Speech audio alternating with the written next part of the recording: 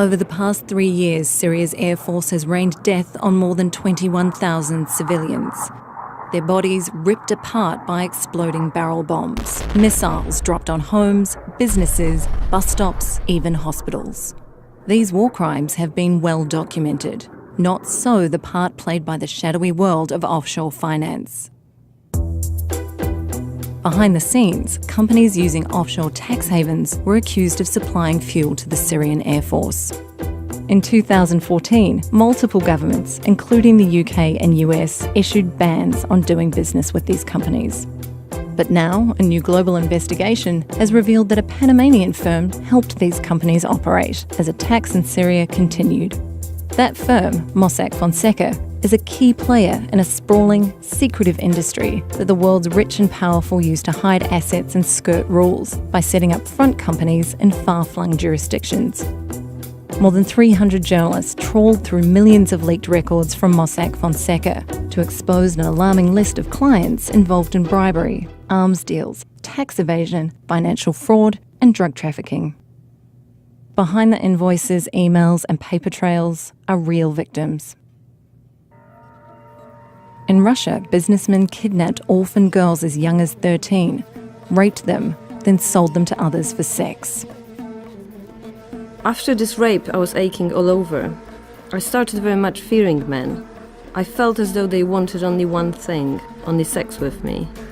When I was taken into a foster home, I felt as though my foster father would rape me if I'm left alone with him. One of the alleged ringleaders was a client of Mossack Fonseca's. When the firm discovered their client was a pedophile, they decided they were not legally obliged to report his offshore business activities to authorities. In Uganda, a company that wanted to sell a prospective oil field paid Mossack Fonseca to help it avoid $400 million in taxes. It was simple paperwork. The company's address was changed from one tax haven to another. In a country where 1 in 3 people live on less than $1.25 a day, $400 million represents more than the government's annual health budget. Uganda spent years in court trying to force the company to pay its taxes. Meanwhile, hospitals in the shadow of the oil field lacked funds for even the most basic equipment.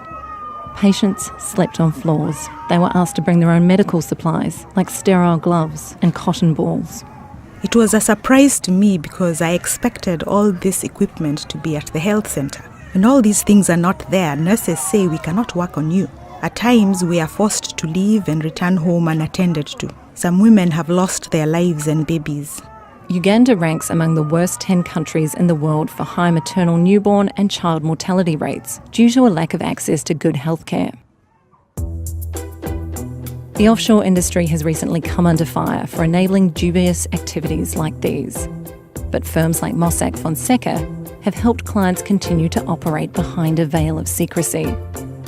Until this shadowy world is held accountable, international criminals will keep doing business, tax dollars will be dodged, and bombs will continue to fall.